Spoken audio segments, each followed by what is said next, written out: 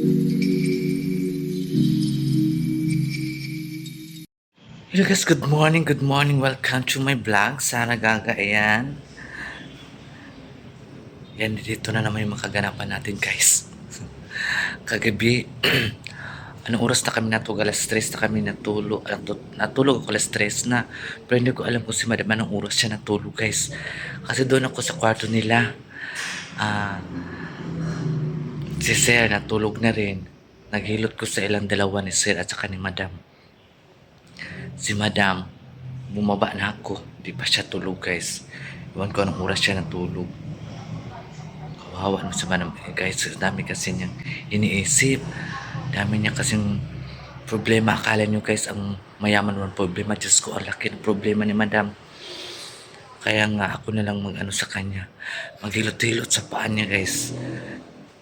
Para makatulog siya ng mahimping, may kausap siya. So, yan talaga ang buhay. So, ayan guys, nagbili tayo ng gulay na pag-utusan ako ni Jing. Yung gulay na gulay, panghalo sa isda para sa baw. So, magbili tayo ng alagbati. Pag ganito kamatis o ano ba yun? Basta patula pala.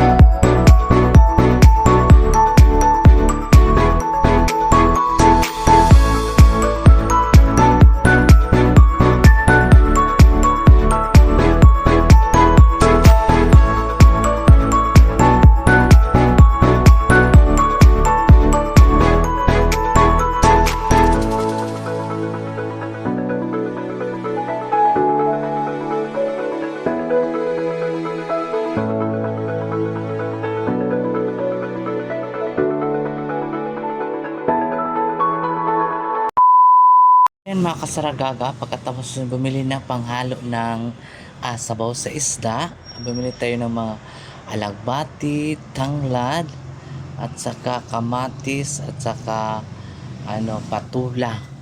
Ayun, bumili kasi gusto ni Sir magsabaw ng isda na mamahalin ba yung kung ano pangalan nun basta. Gusto ni Sir mahigop og sabaw. Diyos ko guys. So ayan guys, mga kasaraga, happy Halloween po sa inyong lahat. Kasi tomorrow is araw ng mga patay. Bukas na po ng 1-2. Ang 1 is pang bata and then 2, yun na po yung mga matatanda guys. So ayan, kung hindi man tayo makapunta sa sementeryo, magsindi na lang po tayo ng kandila sa bahay sa pinto ng bahay. Kasi yun lang kasabi ng mga tao o mga kanununuan na magsindi na lang daw sa pinto kung hindi man tayo makapunta sa sa sementeryo, 'di ba? So ayan. Mga kagaga ay hindi pa ako tapos naghugas kasi ang hugasan namin ay parang nasa karinderya. Ang dami kong hinugasan guys. Kaya naghugas ako ng plato, mga kaldero, ayan. Pero ano po kami dyan guys, swap-swap kami maghugas. Kung sino yung hindi busy, siya maghugas. Minsan si Hello Kitty, minsan si Jean, minsan si Sarah Gaga. So yan lang, tatlo lang kami. At saka si mayroon pang isa yung kasambahay din ni Kay na si Rakil. Maghugas din niya dyan guys. Pag nakita niyang sobrang busy po kami sa paglilinis guys. So ayan, ganyan lang talaga ang buhay natin ay kailangan lang natin magsipag guys. Ganyan naman talaga. Kasi pinanganak man tayo na tama lang, 'di ba? So wag na po tayong ang gusto ko lang sa buhay guys ay medyo umangat-angat kunti. Makakain po kami ng 3 beses sa isang araw. At yung mama ko ay wala ng sakit. At kailangan malusog kami lahat. Yun lang man talaga guys ang gusto kong mangyari sa buhay ko guys, na okay kaming pamilya, na mga healthy kami, na wala na bang karamdaman yung mother ko guys. Yun lang talagang hiningi ko ni Lord, na sana Lord ipuin mo ang ni mother, ang mga sakit ni mother, lalo na po sa goiter ni mother guys. Yun talaga ang problema ko sa goiter ni mother.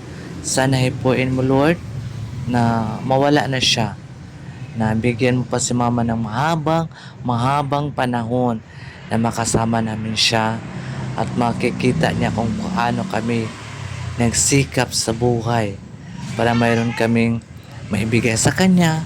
Kahit kunti man lang, at least mayroon kaming naibigay sa kanya para maging happy naman si mother guys. So ayan, happy Halloween pala sa sa father ko and sa lola ko at saka yung sa kapatid ko.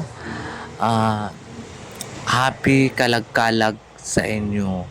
Ayan mga kasaragaga, kung hindi man kayo busy, dapat ngayon magpunta na kayo sa sementeryo kasi wala pang masyadong tao. Pag 1 and 2, magpunta kayo sa sementeryo, ma-public man yan o ma-private. So maraming tao talaga siya guys. Sobrang ang mga tao kasi dumalaw po sila sa mga mahal nila sa buhay. Ayan, wala man akong malayo man kasi si Father andun kasi sa Oriental.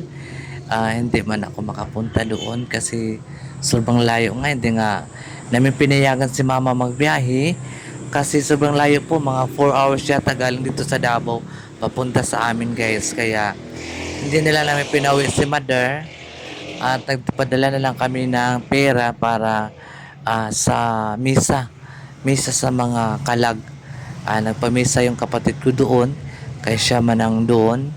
Ang dalawa kong kapatid na babae andun man sila sa lugar namin. So nagpadala na lang kami ng pangmisa sa kalag kasi si mother hindi pinayagan ni Bunso na mag-uwi.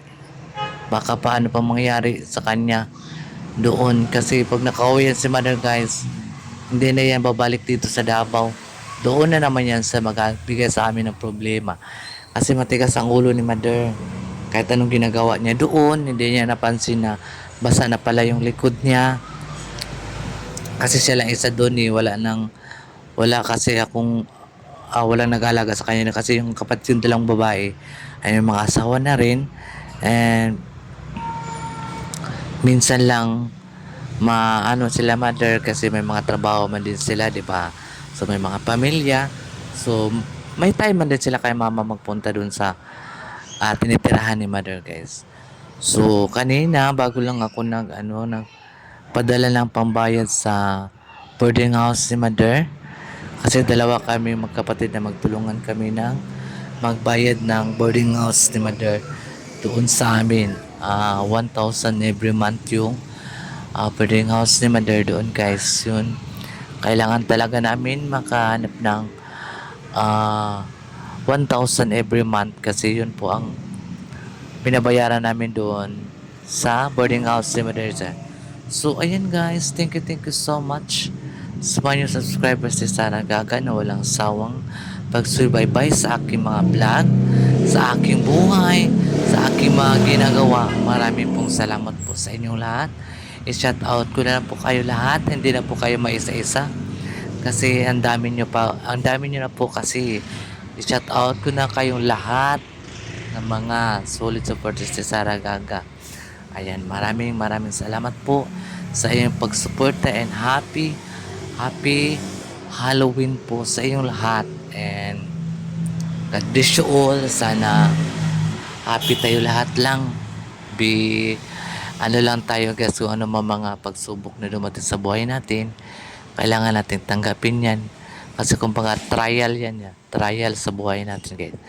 So mga kasaranggaga ay magpunta na naman kami doon sa Marahan ngayon. Ay naantay na lang namin si Madam kung ano ang plano. Kasi magpunta daw kami doon sa Marahan.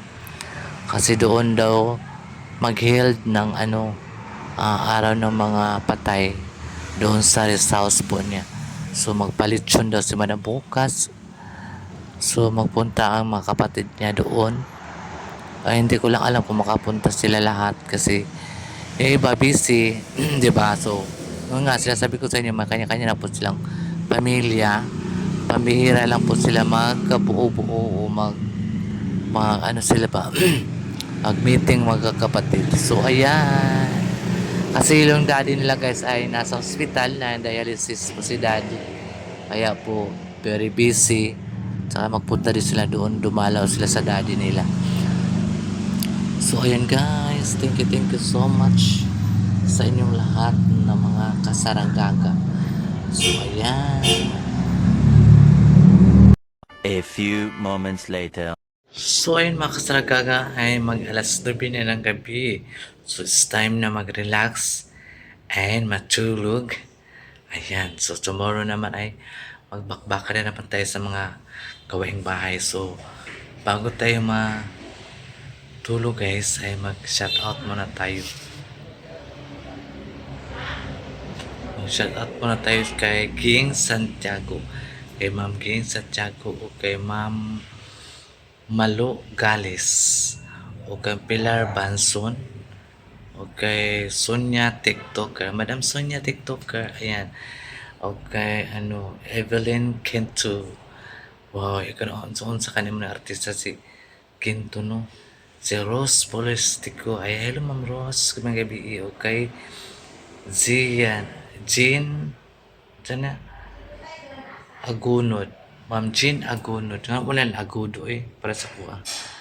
Okay. Bella sa Bulusan. Kay Ma'am Bella Bulusan. Okay. Ma'am Leia Hinami. Okay. Hilin Kirangay, Ma'am Hilin Kirangay from Sorsogon. Ayan.